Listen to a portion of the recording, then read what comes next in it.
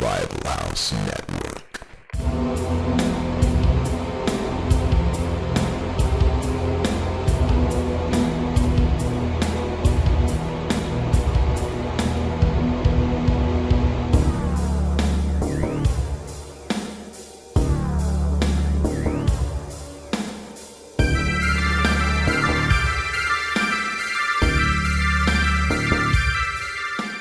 Ho, ho, ho, welcome to the show, BehindTheMaskPresents.com's Christmas episode. Merry Christmas.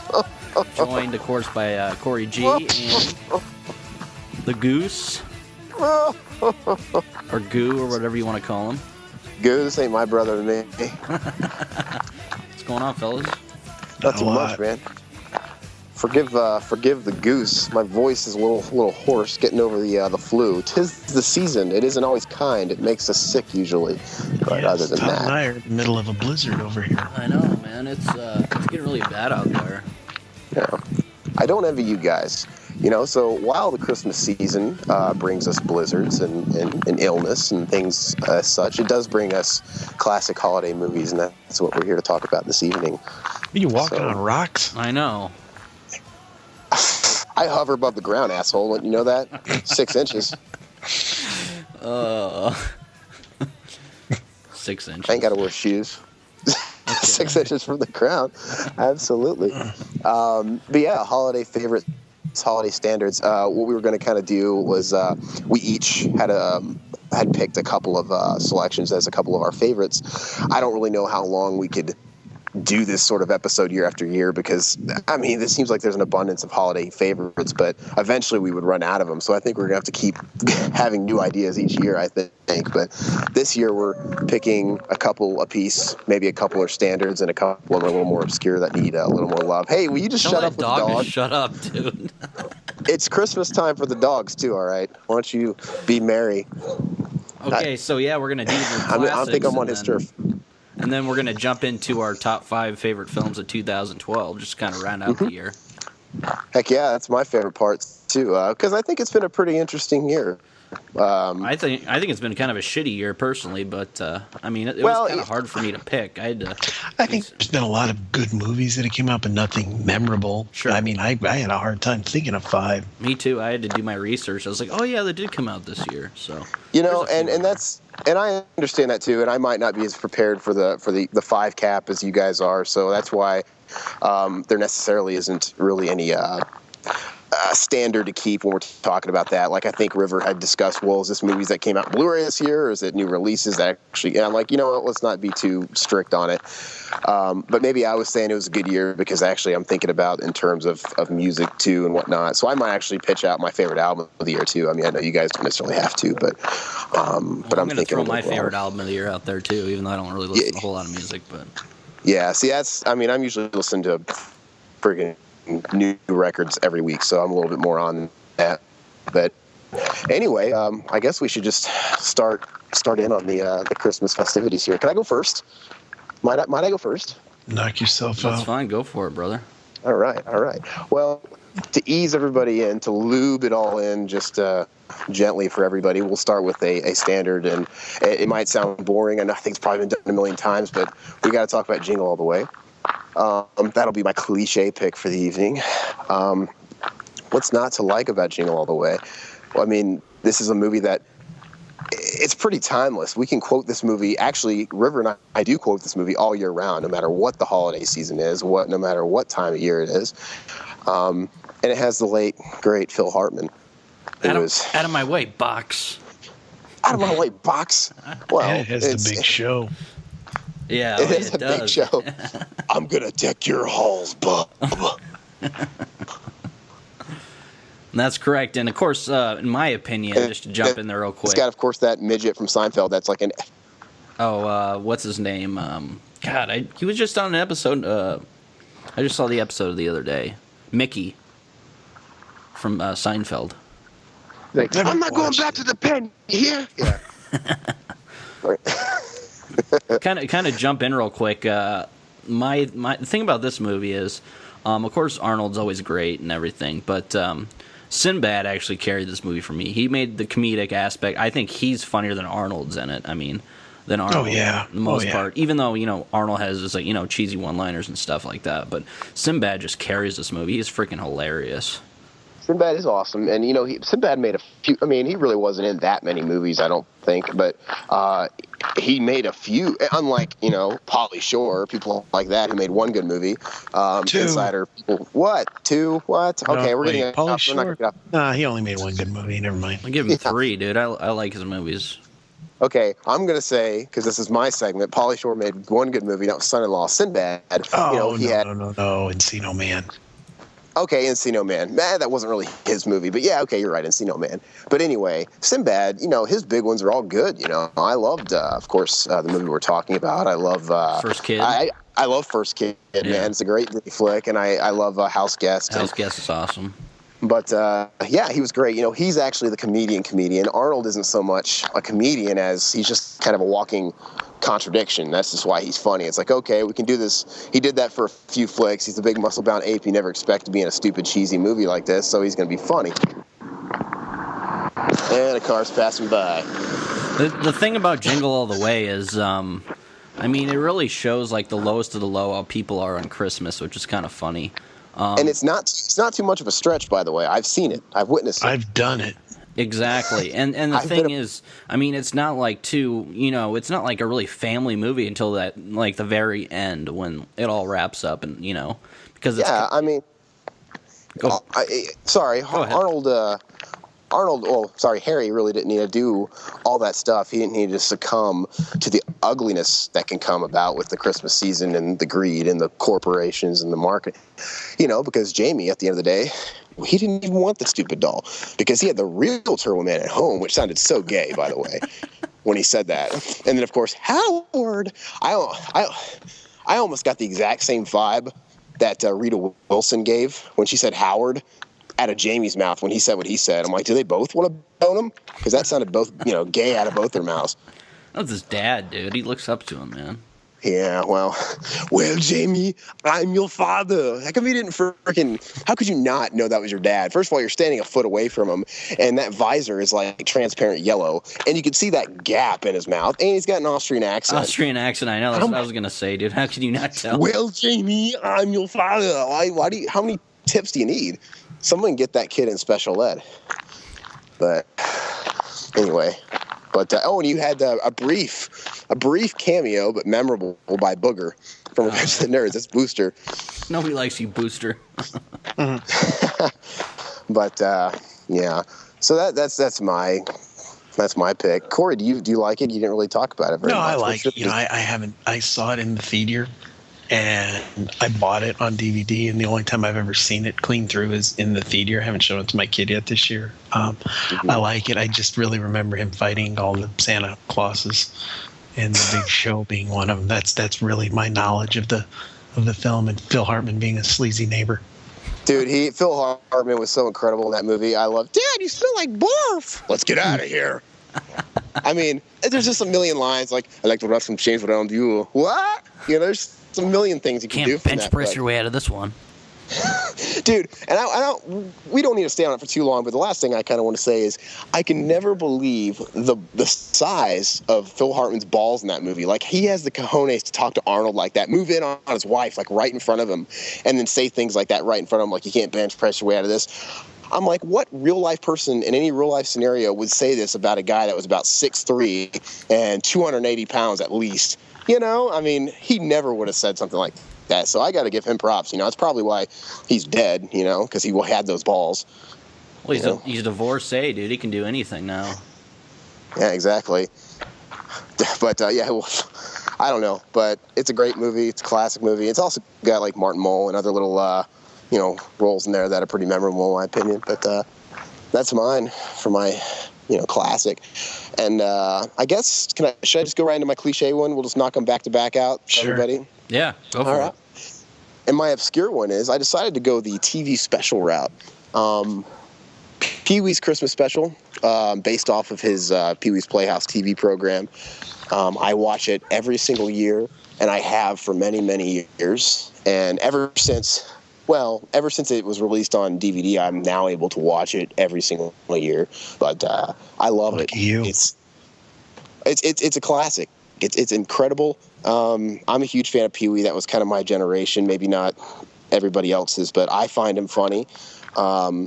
Anybody that's kind of in my demographic might feel me on that. But the special's great because it totally didn't know its audience at the time. Because even me, this is back in like 1988, 1989, I'm all of 3-4 years old, I don't know. And they totally didn't have the audience down because the guests on this program have you guys ever seen it? The special guests they got on it? Oh, yeah, Pee-wee's Playhouse, dude. I love it. Okay, well, on this particular Christmas special, what I'm getting at is I was the target audience. Your 4-year-olds, your 5-year-olds, whatever. They should have been getting, Bo Jackson or, gosh, I don't know, whoever was popular with us kids back then, and they were getting stuff like Dinah Shore, Frankie Avalon, the Del Rubio triplets, Annette Funicello. It was like, huh? What Sweet. Well, he did that movie with him. He was in Back to the Beach. He probably just became friends with them. Dude, well, the whole thing is like, it caters to my grandparents. It's like, who are these celebrities, at the time. And you got Grace Jones, which, even back then, Conan the Barbarian was still a little, I didn't know who Conan was when I was 4 years old. But Grace Jones and, gosh, who else is in that stupid thing? I don't know. The male lady was played by Miles Dyson's wife, but she wasn't really a cameo. She was actually on the show. But I knew Dyson's wife. That was the biggest celebrity I knew, and she was actually on the cast. And of course, you got Cowboy Curtis, Lawrence Fishburne, but he was actually on the payroll too of the show. But you did have Little Richard. I take it back. I think we all know who that creepy guy is. But still, Little Richard hadn't had a hit in 40 years at that point. Still, it's just ridiculous, but all that stuff makes it all that much more fun to me, how campy and cheesy it is and how ridiculous the celebrities are. And I don't know, it does have Magic Johnson. I guess Magic Johnson was still kind of popular back then. I think that was post-AIDS though. I don't know. 1988 post-AIDS? 88, anybody? I thought it was 92 as post-AIDS. Maybe it is 88. I don't know. Right around that time. Jury's out on that one. We'll figure it out. But yeah, that's kind of and I sing the Christmas jingle. I won't sing it because River gets annoyed, when I sing it. But I know the theme song in and out, and I sing it to myself. Can I sing it? No. No. Okay. Fine. All right. Well, that's my shut down. Oh, it's Christmas in the playhouse, and our hearts are all alone as we welcome you to the playhouse and to Pee-wee's Christmas special. Oh, the holidays are here again. Peace on earth, goodwill and cheer. Hey, why are you doing this? Interrupting my as we welcome. All right, forget you guys. Sounds real dirty now when you think about it. It is dirty.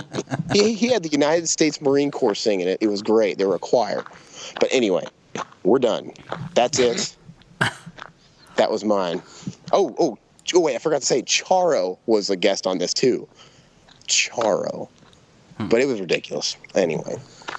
Well, that's who's up next? Go ahead. Okay, my more mainstream film that it's one of my favorites. I saw it when I was probably about 5 years old. I saw it in the theaters. I mean, this is probably the biggest Christmas movie still to this day. I remember I had to the theaters were just so packed, especially around the holidays for this film. I had to sit on my parents' lap just because there was no seats in the house. It was so crazy, and it was Lethal Weapon. John Hughes is Home Alone. Even better. And what can I say about this? I mean, the cast is great. You got Joe Pesci. Daniel Stern is probably my favorite in this film. Of course, Macaulay Culkin. Pre-drug addict days, which was phenomenal. I mean, he was the kid child star. He was the kid I wanted to be, pretty much. And now he's just the kid. Now he's just the kid that you want to be in, right? Oh, shut up. Sorry. I'll be shooting up heroin before that happens. But I mean, I don't know. After I saw this film, it was kind of like the early '90s and everything, and all the kids were the same way. You want to go home and booby trap your house, that sort of thing, and come up with your own traps. I remember doing that quite a bit. And just something about this movie. I quoted the first half of this film as I've seen it so many times I can quote it. As we were driving around, me and my family or whatever, I would just quote it the whole time. They get so pissed off at me. This was my favorite film as a kid, and it's just so. I mean, it's timeless, man. It's a perfect Christmas film, I think. So while you and your family were driving around, did you kind of have like this kind of gaze in your eyes, and did you ever say, "Let's see what house he goes into"? Yeah, I know. Well, they used to get so pissed off at me. Funny. Why would he run? They used to tell me to shut the fuck up all the time, but. I don't understand that. Like, why would he run? Why would they ask that? It's like you're being chased by the guy from Goodfellas. I know. I mean. You see a guy with a gold tooth coming after you, you know. It's like, my gold tooth. They were brilliant as the criminals, and I get what they were trying to do there. It's like, you know, now River and I mean, that was my first exposure to Joe Pesci. I didn't realize he was this guy from all these, you know, mob movies at the time, or these, you know, Scorsese films, you know, so he was just the guy from Home Alone. But now I get what their play was. It's like, oh, let's get this guy that's in this movie where he cusses a lot and he's always this gangster. Let's put him in this comedy movie. I got it now. But it was cast brilliantly. And Daniel Stern, I'm so happy they cast him in that role because, you know, I had heard that they had tried. They were on a budget, and I guess they blew their wad on, you know, paying off Pesci there, and they had got some unknowns to try out, but they just weren't working out.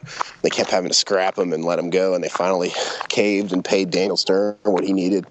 But they also cast one of my favorites, Robert's Blossom, which is I mean, he's awesome. I mean, of course, he was in Deranged, which is one of my favorite horror films, and the guy's just creepy as Old Man Marley, dude. I mean, he's perfect, dude. Well, what kills me is about the whole Old Man Marley thing, which, by the way, before I go into Old Man Marley, I do want to say, you know, had they not been able to afford Daniel Stern, you know, you said Lethal Weapon, so it kind of triggered it. Man, Gary Busey's kind of creepy, man. They should have put Gary Busey as one of those guys, dude. He freaks me out, those big teeth, dude. Okay, if the van slowly creeps up and somebody like looks like Gary Busey with those horse teeth, like peers out of the window and asks you questions, dude, aren't you going to be freaked out as a kid? I would. See, the thing about that is Daniel Stern is probably the best scream out of anybody I know. I mean, his screams are just amazing. Mm-hmm. And his scream in the his scene in the second movie, actually, I know everybody's going to hate me for this, but the second movie, you know, has the funniest scene of all time of any movie, and that's when he gets electrocuted. Yeah. And he turns into a skeleton, and he does that high-pitched scream for an extended amount of time. To this day, I die laughing. I don't care if I am, you know, the age I am, I die laughing at that. So, I remember my favorite part was always when he was like, where'd they go? Maybe he committed suicide. It's like, who would say that, dude? Like, a kid would just jump out of a window, commit suicide. It's like, I'm sorry to keep going to the second one, but I love suck brick, kid. Yeah. Suck brick, kid. And the second one's just great too, but I mean, it's a lot more cheesy and everything. But it holds up too. I mean, I sold the first one a lot better, but the second one does go really nicely with it. So I never saw the second one. You'd love it. Your kid would love it, dude. My wife is a fan of both of them. I don't have any desire to see the second one. The first one is such a perfect movie. I can only imagine if they would have possibly put Tim Curry in the first one, the movie would be just an unstoppable force. Like, oh my God, because I love Tim Curry in the second one, man. Moo. I just like that freaking moo. Remember that? Tim Curry's great and everything. He is awesome, man. He is so cool. I want to get Tim Curry on the show, man. I think I've sent him a million emails, and his people a million emails, and I think he's a stuck-up Brit. You never know. Never hear from him again. But your very own cheese pizza. Pizza. Compliments of the Plaza Hotel. But yeah, that was my. That was my mainstream pick, and moving right along into my more obscure pick. It's probably a movie I know that Goose hates, but I really like it. And I watch it around the holidays quite a bit. Is Friday After Next. I was this close to picking that for my main film, to be honest. I hate that movie. Starring Top Flight Security Guards. That's right.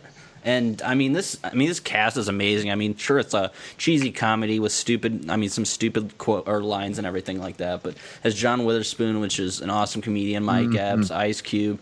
It has Cat Williams, another great one, Terry Crews. I mean, this cast is amazing in it, and it's just, I don't know, it's something about this film, the whole Christmas vibe. I know with the in the hood, Christmas in the hood, with the ghetto Santa Claus stealing people's Christmas presents and shit. I just love it. Okay, you knew this was coming, but I have to assume that you're on drugs, because you're under the impression that a good cast makes a good movie. And the thing is all these people are good. I think John Witherspoon's a genius, and I like Mike Epps, and Cat Williams is kind of hit or miss. I kind of got really sick of him after a while because he was everywhere all of a sudden. But the cast is fine. But because the cast is funny, dude. These are the same people that were in the first and second one. So of course I think the cast is great. The script was awful though, man. I didn't like it. It's a comedy, man. I mean, I think this one's better than the second film. Not me. I like the first one. Yeah, and I like the third one. I think they. I like 2 and 3. I didn't really even think part 1 was that great because Chris Tucker annoys the shit out of me. I love You're one, on dude. crack, man. One's the best. You're on crack. Oh god. And 1 had Debo. I'll give it that, but 2 had Debo too. Yeah, I like Mike Epps better than I like Chris Tucker. Not me. I like Chris Tucker personally, but see, I think he's only made 1 good movie, and that's Money Talks. Oh, really? That's his one good movie, Money Talks? Yeah. Which one? Rush Hour 1 and 2. No, God, no. I like real Jackie Chan.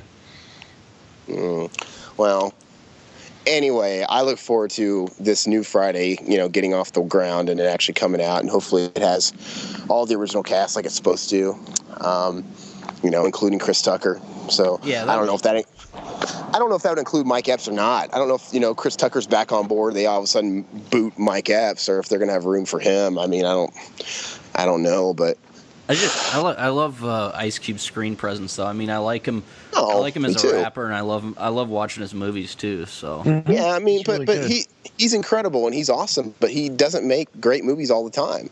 I mean, Barbershop, I'm not going to watch that again. 21 Jump Street is that awesome, stunk. 21 Jump Street's awesome. Yeah, but you know what? 21 Jump Street isn't awesome because of him. He was whipped cream on top. He was whipped cream on top, and he made it extra cool. But as far as his movies, with Korean Jesus, he's busy. Dealing with Korean problems. Like dealing with Korean problems. But, I couldn't stop laughing when he was saying that too. Yeah, it is funny, I don't know. I just don't think Friday After Next is very good. It has no rewatch value. I'm not saying there's no funny parts. Oh, I think next Friday doesn't have any rewatch value. I think it's the first and the third are my 2 favorites. I don't think Friday has any rewatch value. Oh, Friday is awesome, dude. Oh. Friday is up there with one of my most watched movies of all time. I've seen that movie. It's in my top 5, man. One of my favorite film soundtracks too. I love the soundtrack. It's amazing. Keep your heads ringing. But yeah, I like it. I just don't think the third one has any rewatch value. I think and I don't think it's Christmas enough, man. I like my Christmas movies to have some kind of Christmas overtone to it, man. And it doesn't have anything. I mean, yeah, they get robbed by a guy in a Santa suit. Otherwise, we're looking at California scenery. Yeah, it's Christmas in like South Central, dude. I mean, how much more Christmassy can you get? Yeah. Not enough for me. So whatever. We don't have to argue about this all night long. I think it stinks. By all means, anybody, if we have any call-ins later, or if anybody wants to post on the website, anybody disagree or agree with any of our opinions on these movies, feel free. Hopefully I'm not alone. I think this movie's garbage. But anyway, God bless you. Well, you're alone, but go ahead, Corey. Let's hear it, man. All right, I'm going to pick I'm going to first say my favorite Christmas movie of all time is A Christmas Story, but I'm not gonna talk about it because everybody and their grandma knows it. So my second favorite Christmas movie would be Kiss Kiss Bang Bang, starring Val Kilmer and Robert Downey Jr., which takes place on Christmas in L.A. where there's no snow. That's a real loose one. No, it's not. No, it's not. It takes place on Christmas. Pretty loose. It's not loose. Okay. Dude. We'll give it to you. It's pretty loose, but it's a good movie. I don't think so. I think about Christmas when I think of that. Val Kilmer plays a guy named Gay Perry. Sure, he's not as gay as Pee Wee Herman in your pick, but Robert Downey is a bit quick synopsis because you can't really give away much. It's a mystery. If no one has seen it, they're missing a hell of a film. Downey plays a petty criminal. When he's running from the cops, he busts in on a audition for a part in a Hollywood play, and he doesn't realize what it is. He's thinking the cops are coming to kill him and find his friend, so they think he's an amazing actor, send him to Hollywood to be in a film, and it's a cop film, so they hire a Val Kilmer in his last good role, actually. He plays a guy named plays a guy named Gay Perry, who's a homosexual private detective, and they get wrapped up in a murder mystery suicide. And it is a hell of a movie. If no one has ever seen that, they're doing themselves an injustice. It is really an amazing film. It's a really good film, and it's one of those movies you can get for like $6-7. You know, it's on Blu-ray. It's not, you can get it on the cheap anywhere, but it is a good film, and it's definitely worth the $6-7 or whatever. My obscure, I'm going to television. Mm-hmm. Okay. And it's actually, I couldn't think of both of them, but if I have to go, I like to dig deep into obscurity. My favorite television show around Christmas is the Married with Children episode, where Al wishes he was never born and everything's better. Yeah. But if great we episode. have to go to obscure, I'm going with Ebenezer Piper, which was a little 10-minute thing for WWF television. You can probably find it on YouTube. It's on the Piper DVD. Stars a very, very coked up Roddy Piper playing Ebenezer Scrooge, who is visited by ghosts, and he actually enjoys what he sees of him picking on people. And, he finally just gets mad and throws the ghost out. Decides he doesn't want to change because there's nothing wrong with him. Do any of these ghosts come into the form of the Iron Sheik or Dusty Rhodes? No, none of them are wrestlers, but it's just, but it's real goofy. He's clearly coked out of his mind, like he was in most of his promos. He's rolling around in a bed. The guy comes in with the chains and everything, and he thinks he died from smoking. He basically just plays, he plays himself. He's cutting promos on everybody. It's very funny. I was a big Roddy Piper fan when I was a kid. I wanted to be Roddy Piper when I was a kid. So anything he ever did was neat. He did a Christmas caroling special, too, where I think he was throwing garbage at carolers. I'll have to check that out on YouTube, yeah. That sounds Yeah. pretty funny. I'm assuming it's on there. Or if you have Netflix, I think the Roddy Piper story's on there. They usually have the extra stuff, so... We'll throw it up on our Facebook Cory page. Cory G doesn't hold back when we go for obscure. It's pretty obscure. It's a good I selection. try to find the Stranger Things out there. We've Now- watched nothing but Christmas movies in our house now because I have a 3-year-old. So I start watching the Christmas flicks as soon as Thanksgiving's over. Actually, November 1st. As soon as Halloween's over, I do. But same thing with Christmas music. Now, we could honestly talk about Christmas movies all night long. We limited it because obviously we want to be able to talk about something next year if we run out of ideas like we do.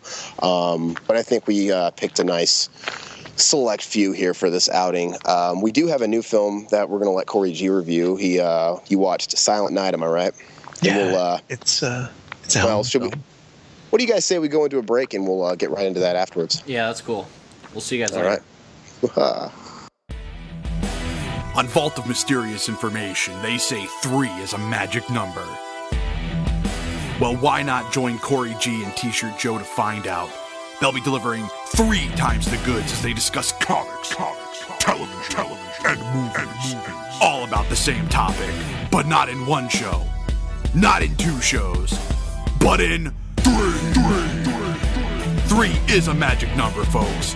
Head on over to vaultofmysteriousinformation.blogspot.com and listen to Vault of Mysterious Information for the sake of the children. Hey, we're back. Merry Christmas! That sounded like Count Chocula. I'm trying to do Santa, who's doing like a Dracula Like laugh. Count Chocula, yeah. But we're going to jump into Silent Night. Corey's going to talk about that. Let's check that out. Silent Night it's a good film. $10 DVD, $12 Blu-ray, worth the money. Not really a remake of Silent Night, Deadly Night. Not even really a retelling. There's an antler killing, so I guess you could say it plays an homage to it. It features a small, quiet town that has never had a homicide there, and all of a sudden they're getting a whole bunch of them because there's some guy in a Santa suit killing people just randomly. Who is the killer? I don't know. I guessed 3 different people. I was wrong on each one, so they did a pretty good job of hiding that. Stars Jamie King, who from here in Omaha, where Todd and I reside. Malcolm McDowell basically plays Malcolm McDowell, kind of phoned in the performance there. Donald Logue, he's just great in anything. And I'd recommend it. It's all practical effects, no CG. Features an electrocution by Christmas lights, antler impalement, blowtorch deaths. It's very cool. My only complaint would be It takes place in Wisconsin. However, it's clearly, like most films, filmed in Canada. Unfortunately, it was filmed in the dead of summer, and you can tell. I can get away from the fact that there's no snow on the ground, because not everyone has snow on the ground in at Christmas. But if you're going to be bundled up in winter coats, maybe you should not have fully foliaged trees, green grass, no cold breath coming out of your mouth, clearly sweat when you're dressed too warm. Could have filmed it somewhere in a better location. I'm being nitpicky, I know, but I'd recommend it. It's a good film. I know a lot of people don't want to see it because they like the original so much. It doesn't have anything to do with it. The original's How does it rank? I got a question. How does it rank? Because I've never seen the original. I got to be honest. The original's all hype. Is this a movie that, have you never seen the original, you're going to enjoy this a little more, not having something to compare it to? Oh God, yes. The original. That's the way any remake is, I think. But here's the problem when it comes to horror fans. And if you're a horror fan and you're listening, I don't care if I offend you. A heavy genre fan for the most part. 90% of them are idiots. Silent Night, Deadly Night is a good film, but it doesn't need its dick sucked. I 100% agree. Yeah. Because I'm older than you guys, so my grandparents were on the PTA when that movie came out. You got to ban that evil Santa movie. That's what the film's known for. All that. When you actually go and watch the film, it's a good 80s slasher, but that's all it is. It's not a classic. It's got a neat poster. Yeah. But other than that, if I had to compare how quality of film, the new one is far better. But I don't. People are just gonna avoid it because they hold the original so close to their heart. Which too bad for them. They're missing a good film. It's funny you say that because I agree with you. It's a solid film, but it's like you said, everybody's sucking its dick. Which I mean, there are certain parts of the movie that I thought were really good. Certain parts I was like, eh. But, I haven't seen the second one. I hear that's kind of like a reimagining of the first one. The first 40 minutes are flashbacks or footage of the first one. Oh, okay. So, that's stupid. There's something to say you've seen, I will admit that. There's a lot of 80s horror movies that aren't very good, but you kind of need to watch them to say you've seen them, if that makes any kind of sense. No, I hear you. I'm the same way. Well, all I can say is, praise baby Jesus that you're not talking about the Black Christmas remake. I can sleep tonight. I didn't hate the Black Christmas remake. We're done with this conversation. That movie was horrible. I'm gonna flat out. And I gotta say this, and somebody's gonna get pissed off, and I don't give a fuck, because I just watched them both the other day. The Wicker Man remake with Nicolas Cage is way better than fucking crazy. No, 100 times better. No. That original is fucking boring. If we get any hate postings on our Facebook or our website from Cory G because his entire segment was edited out of this episode because he's talking about such generic, horrible, blasphemous films starring Nicolas Cage, he can't say we didn't warn him. Nicolas Cage play a killer Santa. That'd be awesome. Of course you would. On pills, no doubt. He did a good Christmas movie, The Family Man. Yeah, no. Family Man was pretty good. I saw that, yeah. It was really good. Yeah. I saw it in theaters, actually, but... Go ahead. No, I just... Now, I wanted to say, you have to give this film, Silent Night, an official rating, like whether, hey, I think it's okay, or you give it a sideways. I always rank it on a 5-star system. I'll give it a 3 out of 5. Is it worth a purchase? Yeah, definitely worth the purchase. Okay. Yeah. That's how I like to look at ratings. If it's worth the way I think, River, I think you're similar. I think the supreme honor would be it's worth a theater view, it's worth a purchase on Blu-ray, it's worth the whole shebang. And I think just kind of just barely making a cut is like worth a red box. And then of course if it sucks total, everything, it's like don't even waste your time, don't even stream it on Netflix. But that's cool. Speaking of that, I'll give you I'm going to say something for 2 seconds. I saw Killing Them Softly. It's worth a red box. It's not even worth seeing it in the theater. It's not very great film. It's very political. Disappointing. And just stay away from it. So let's move on. Disappointing. What a tease! Because now we want to talk about that, but we can't because this is Christmas time. Dude, it's Christmas time. I It's don't. Christmas. I want to tell people now before they waste their money on it in the theaters. So I got you. See, River here's a good Samaritan of the cinematic world, so we're blessed to have him. I'm blessed on this Christmas season to have him. Anyway. Aaron, I gotta bless everybody on Christmas because I got a present for everybody. Oh gosh, what is it? Starting in 2 weeks, I need everybody to go over to www.vaultofmysteriousInformation.blogspot.com for the new, totally original, and it wasn't my idea, so I can't take any credit for it. I can just take credit for the cool theme music you'll hear. It will be a brand new 3-day-a-week podcast. ooh, Hosted by myself and T-Shirt Joe from Fast Custom Shirts. That's fastcustomshirts.com for all your fast custom T-shirt needs. Ooh. It's going to be the first ever full genre show that is split into 3 shows. Our first episode is going to be called The Future. huh? On the first episode, you will get to hear us discuss, and I'll say this because this will air probably a day before this one. It will discuss the future of comic books. He will be talking about the Commandy comic. I'll be talking about the Days of Future Past X-Men comic. Perfect. Day two, the future moves into the television realm, where he will discuss Thundar the Barbarian, and I will discuss Buck Rogers. And on the final day of the future, we go into the movies of Logan's Run and Escape from New York. Upcoming episodes include spoilers about spoiled kids, The Wrong Arm of the Law about dirty cops, Illegal Aliens featuring Hispanic movies and aliens, and so on and so forth. Now, this actually intrigues me. I hope maybe there's an opportunity for this to become sort of the Miller Boyette of podcast, and we can kind of like cross-breed into these, because I think it'd be fun to guest on this one every now and again. Be like, Urkel appearing on Full House. It wasn't that normal. We only invite Behind the Mask and Exploited Cinema have an open. Of course, Behind the Mask does, because I'm on Behind the Mask, and Exploited Cinema as well. Bat and Dale. Anybody else, it probably costs about $20 to be on the show. Oh, okay. Cool. I particularly am looking forward to the Days of Future Past. I'm a big fan. Are fans going to be able to write in like questions about comic books and stuff like that, or? Yeah, Joe actually does. Alien B is a pop culture and a comic book site. He actually writes reviews for many comic books there. Okay. He knows a lot of people in the comic industry. If you ever have a comic question, I'm a huge comic collector, but he is leaps and bounds smarter than me. That's awesome, man. That's one podcast I will listen to, so very cool. I'm looking forward to that. Very, very cool. All right, now, the moment we've all been waiting for, I've been waiting for, it's the year-end roundup. I know it's hard, even if it was a crappy year or a good year, depending on who you are.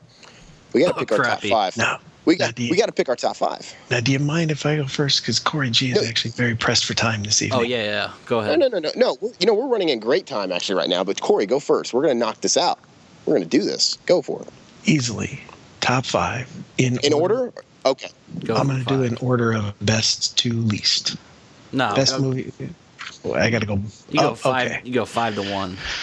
All right. Judy, you're fired. Just kidding. All right.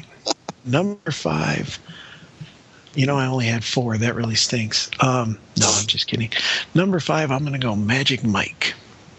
And the only reason I'm going to go Magic Mike is because you get to see Kevin Nash play a stripper. Number 4, The Expendables Part 2. Because it was The Expendables Part 2. Number 3, Safe, starring Jason Statham, where he kills half of New York City. Interesting. You put that one over Expendables 2. Okay. Oh, it's yes, a great movie. yes. It's a good movie. Continue. Number 2, 21 Jump Street, because that is the funniest film I saw all year. And number 1, of course, a no-brainer, The Avengers. Yeah, it is a big year. It's going to be a tough list. I think it was a better year than River anticipates here, because there's a lot of big blockbusters that were. But as far as blockbusters go, man, there's some pretty good. I probably saw 100 movies, and I probably liked 90 of them, and I struggled to think of 5. It was not a memorable year for film. No, I agree with you, especially in the horror genre. Well, yeah. I'm going to go ahead and do mine. I was it was tough for me too. I mean, I didn't want to I wanted to pick something kind of obscure, but like, I think what you were kind of getting at was, I mean, some of these big blockbusters were really good, and they are some of the best movies of the year, which, as many different genres that are out there and different, indies and whatnot, there should be more independent flicks in there. But anyway, I guess I have to do a cop-out. 5? Let's see. This might be kind of tough. 5, I might go ahead and say... I might say 21 Jump Street. I might put that at my 5th. Because my 5th one's going to be hard to cover. But I'll say 21 Jump Street, because that probably is the funniest movie I did see this year. It blows away Ted, which is an overhyped piece of crap. We don't have to get into that. I just watched it. Number 4, I will go ahead and say... Gosh... I might be regretting putting that at number 5, but we'll see how this goes. I have to put Safe at number 4. And you know what? I have to take. I have to take number 5 out. I got number 4. Go ahead, dude. You're kind of cutting out a little bit somewhere. Number 3. I apologize. Number 4, Dark Knight Rises. Number 3 is going to be Prometheus. Oh, God. Number 2. Number 2. Now, this one's really tough for me because Expendables 2, I wanted. It's so tough. I almost want to say it's a tie, but I don't want to do that. Expendables 2 has to be number 2. But number 2 is nothing to be ashamed of because it was so awesome. It met every expectation I had of the movie. It bettered the first one in every way, and I got to see Van Damme for the screen time he had. He stole the show. Number 2, and it would be number 1 had it not gone up against the Avengers, which is so far the perfect comic book movie that has come out in a long time. Nothing can go up against the Avengers. I've watched, and you know what? I'm going to go ahead and give it to the Avengers 2 because the whole package, the Blu-ray is the best Blu-ray on the entire list. Arguably, it's incredible. I own every one of those Blu-rays I just mentioned. And it's got such rewatchability. I've watched the Blu-ray probably 8 times since I've owned it. And on top of seeing it 4 times in the theater. So that has to hold some volume. So that's my top 5. Okay. For me, it's kind of different because, like, most of these films I haven't watched twice. So I'm going on... This is my list based on what I saw, the top 5 that I saw in the theaters or, on DVD I saw once. And I haven't seen since. So this gave me the, my favorites of what I saw that time. So I gotcha. I might have been in a different frame of mind, but this is what I came up with. Okay, my top number 5 is going to be Mother's Day, the remake of Mother's Day. That's a good movie, which I really enjoyed. Jamie King's in it, of course. She's smoking hot and it has a great cast.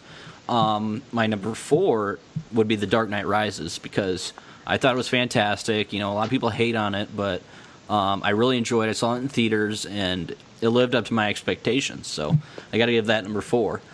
Number 3 I saw in theaters, too. And a lot of people hate on this film, but he is one of the best horror directors right now, and it would be The Innkeepers from Ty West.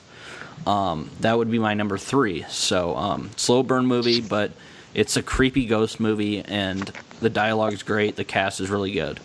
That would be my number 3. My number 2 would be Expendables 2, which, I was kind of going back and forth on this one, but like I was saying, when I was in the theaters, number 2 and number 1, it's whether I liked it more that time I saw it in the theater. So that is my number 2. And then my number 1 pick, drum roll, is Safe. Good choice. Wow. Yes.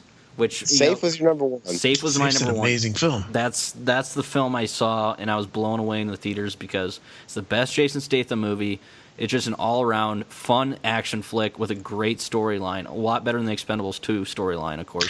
As much as I love everybody in the Expendables 2. No, I agree. When I say it is the best Jason Statham movie, and when I say the best Jason Statham movie, that omits Expendables 2. Expendables 2 does not exist as a Stallone movie. Sure. It doesn't exist as it's kind of its own thing as an ensemble. And you're right. We don't go there for story. Best Statham movie. Under what? Transporter 2. Oh, it's the best. That's Man on Fire done right, 80 minutes. And I'm a huge fan of Death Race. I'm a huge fan of Death Race too. No. Now, if we were going to sit there and go off my top 3 Statham movies, we would have a very similar debate here. But no, that's very cool. I'm actually shocked Safe was your number 1. We saw that together, and it was a great film. And, I've seen all these movies multiple times. I own them all. And Safe has got some rewatchability too. I've watched it probably a few times, which is saying a lot. There's not a whole lot of Blu-rays I watched 3 times within 6 months, Yeah. So that's pretty great. I am shocked. Statham's my role model. No, he's awesome, man. He's my role model because he can be 5'6" and still be intimidating, and the ladies love him. Well, I think a lot of people know the story. Is I was 348 pounds. I was super fat, and I started watching Statham movies while I exercised, and I got down to 215 pounds. Oh, nice. And just watching him exercise? I used to actually work out, but yeah, I literally would just watch Statham films while I worked out, so I always gave him credit for it. Well, you know what? There's a little bit of truth to that. Really quick, I'll say, I like to work out and exercise and keep fit. And, some days when you're having kind of a day where I don't really feel like doing it, I honestly will pop in a Blu-ray like, Rocky IV or Rambo, or something with a, some kind of action star that puts you to shame. It gets you pumped up, man, or like a transporter, and then it makes you want to take on the world. Dude, I watched Warrior for the first time. I watched it three times now in the last couple of weeks. Not a bad movie, a little long, but not a bad movie. I loved it. That if that movie came out this year, that would be my number 1. But it didn't come out this year, so I just watched it this year. But I am obsessed with it, and it got me charged for like a week, man. But anyway, I feel you on that. So very cool. I did want to say, River, I'm kind of shocked. You didn't like Avengers better than Batman? No, I didn't. I don't compare the two because I'm not a Marvel guy, dude.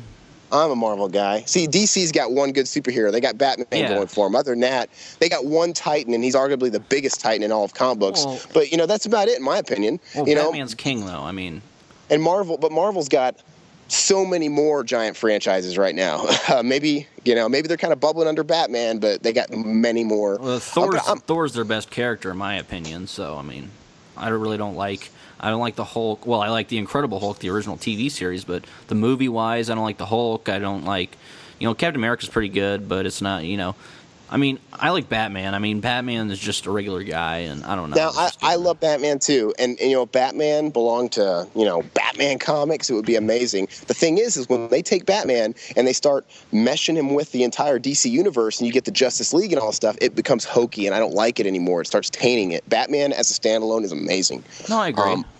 But I'm just not a DC guy except for Batman. I think it's a lot of people, actually, but I am a Marvel kid, whereas I like an abundance of Marvel. And it would be on my honorable mentions. Don't get me wrong. I really did enjoy it. I thought it was a great film, but it was a film that didn't blow me away because I've only seen it once. All these movies I've only seen once because I wanted it to be, kind of fresh in my mind. Watch the Blu-ray, and I'm curious to how it ranks with you after you watch the beautiful Blu-ray. Best looking Blu-ray out there. Yeah, and I'm really excited to pick it up because of that. So. But anyway, that real quick, I will give, since I don't know if you guys listen to music, I have to give my top album, and maybe a couple honorable mentions. And this is going to be really tough because we have had a few good albums this year. But I think I have to, it was real tough. I'm going to tell you, it was extremely tough between The Underdog, which was the newest Stone Sour, House of Golden Bones. I was surprised at how much I liked it. And, I like Stone Sour. And I really loved the first album back when it came out. And it never happens that a band can come out with a record that tops the nostalgic favorite. They're never going to top that first album you ever heard or whatever than them.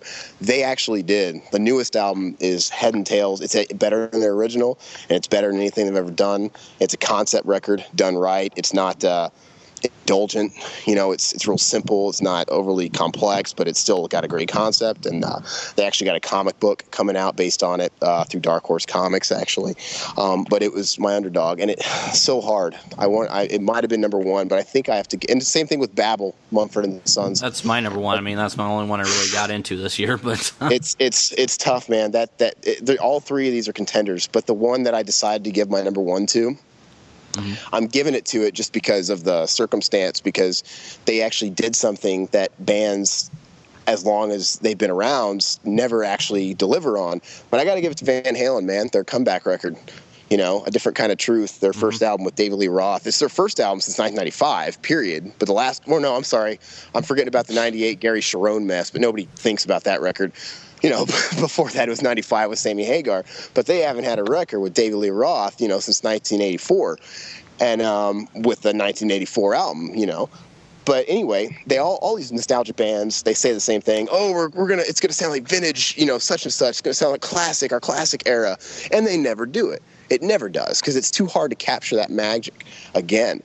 But they did it. This album is solid. The whole thing is perfect, front to back. It's heavier than Van Halen ever was. They got the production right too. When they were with Van Hagar, it was a glossy production, you know, kind of a real pristine, a lot of production tricks and ear candy stuff all over, kind of glossy. This one was raw, but not too raw to where it hurt your ears. It was just right. They nailed the production. I'm an audiophile. Everything about it. David Lee Roth on fire. Even though he sounds a little older, it's like a fine wine. Even if he's not doing the high-pitched screams, it still sounds great. Croonin. Michael Anthony, they kind of did him dirty, the original bass player, so he's not on that. And at first, that's kind of bittersweet, but when you listen to the album, you don't even miss him. And that's sad to say. So if he was on there with the signature backing vocals, I guess it would only be a cherry on top because it's already amazing without him. So just because they defied the odds of coming back and actually making an album that I think is better than any of their albums. I think it's their best album, and I think everybody's going to hate me for that because, you know, Van Halen 1's got a lot of people that obsessed with it in 84 and all that stuff, but I think it's their best record. Other than that, Stone Sour and Mumford & Sons can argue over number 2, but that's mine. Cool, man. Anyway. All right. So I just have to say one thing. The hottest girl on television this year, I have to give it to the lovely Ashley Gold. Ashley Gold, yeah. You know what? I differ on that. Mine would actually be, God, what is her name? Rebecca Romney, that's her name. Mm. She's smoking hot, and she beats whatever fat bitch. She is not good looking. I mean, the best episode she has looked was this past episode, Corey. But other than that, I can't see it. I don't see it either. I'll have to loan you my glasses. You know, and I don't watch TV, so I don't think I can pitch into there. I mean, I can throw out some retros there, but I mean, I don't watch TV, so, you know, by default, it's Scott Bakula. Does he have a TV show this year? Probably not. Just kidding, though. All right, guys, much thanks for everybody, the review from Cory G. Everybody out there that supported us in the year of 2012. I think it was a pretty cool year for us. We did some new things, and it was a very, very good year. Maybe not so much with films, as somebody here has said, but, you know, for us, it was a pretty good year. And 2013 is going to be an even better year. We want to strive to keep pushing out only quality, you know, over quantity. But definitely, if quantity is part of that quality, you know, more power to it. But quality is always going to come first. And anyway, thank you all again. God bless. Merry Christmas, all that jazz. Happy New Year. Thank you, guys. Oh, oh, oh.